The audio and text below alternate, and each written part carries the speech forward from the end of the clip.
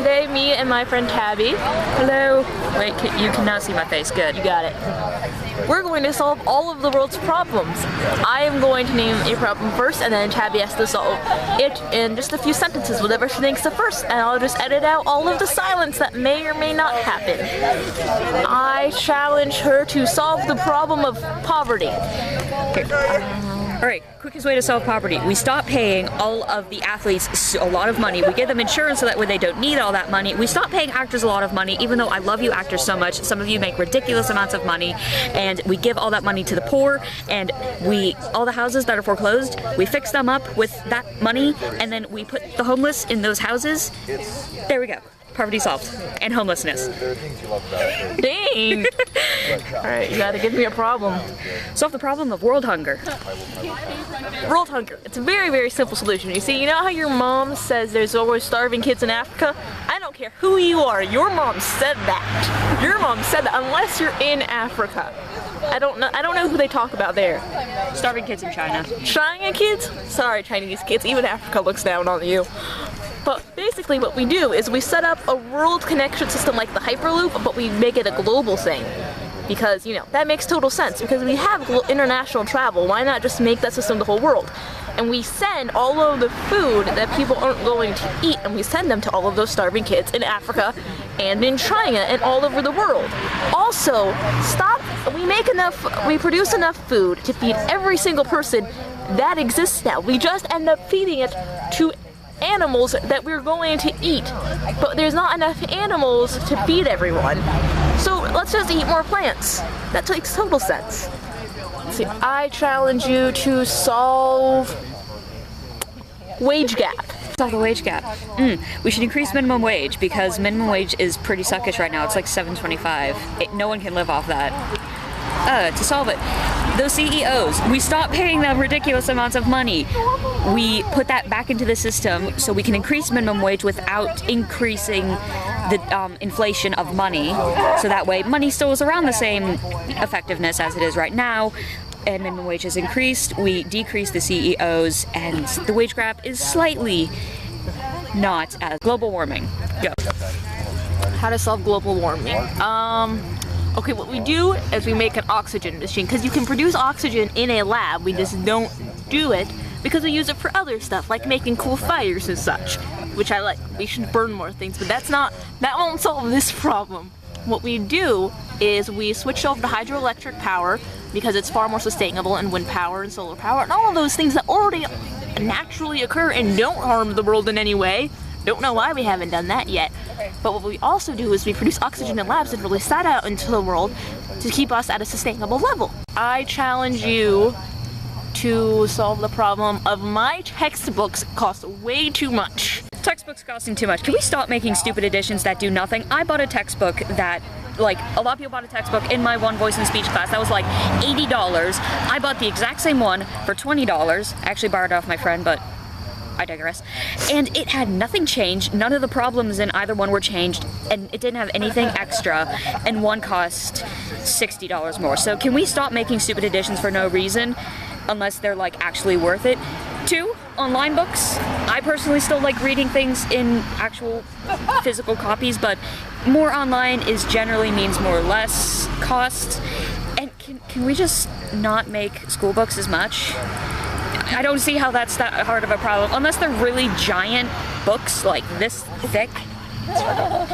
Then Can I take over the problem? Yes. Okay. Okay, one reason that textbooks cost so much is for imaging rights.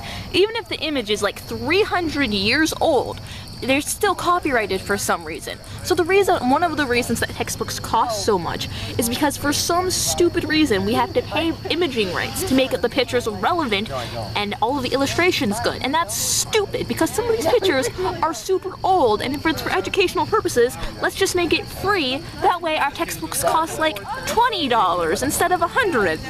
And can I retake over the question? Yes, retake over this question. My books don't cost that much because I don't have imaging rights, except my Italian book, which cost $120 and had no copyrighted images. I challenge you to solve the problem of animal cruelty. Okay, here's how we do this. Stop being mean to animals. If everyone takes that one bit of advice, this problem will be completely solved. What you do is you take all of the shitty people in the world and you tell them to stop it. Just stop it. Victim blaming when a girl is raped. And remind you, boys get raped, never get victim blamed. Solve that problem. Oh, did they say no? Then it wasn't their fault. It doesn't matter how they were dressed because there are girls who dress very slutty, nothing ever happens to them. There are girls who dress perfectly fine, t-shirt, long jeans, things happen to them. They may not have been drunk, and even if they were, no. Okay, guys, let me talk to you here for a second. If you want to have sex with a female, and they say no, listen to me. Just take your losses, go somewhere else, because there are enough females on this earth that you will find one who will eventually say yes. Seriously, I'm pretty sure there's a 51 to 50, at least to 49, at least the United States, of females to males. You'll find someone who'll say yes. 2, unless it was completely predetermined beforehand, if someone drinks, don't do anything with them, male or female, because if they say no afterwards, even if it wasn't, you can still, get arrested for that. 3, just because someone decided to go and have fun, or they dress a certain way, that still doesn't give you permission to do things. Victim blaming essentially says that all men are animals and cannot control their instincts, which is stupid because I've met some lovely gentlemen who are not like that, and the fact that all men and some women are, shown like that is very terrible and paints the human race as just a race of animals who can't control their instincts. So, let's not do that, guys. Solve the problem of people thinking that mental disorders are not real and are only people seeking attention. Okay, so most mental disorders are just a chemical imbalance in your brain. Now, there are lots of imbalances that could take place, but if, say, I broke my friend's arm, there would be an imbalance of bones that were intact. And everyone would see that as a bad thing. What people need to understand is that people don't have really any control over their brain. We say we have control over our brain, but that's a lie that somebody told us hundreds and hundreds of years ago, and they were wrong. They were wrong. What we need to do is all understand that people each have their own struggles, and just because you are okay with all of your problems in your mental state doesn't mean everyone else is. Everyone has their problems, and some are more severe than others, and we need to take that in stride and educate people more thoroughly.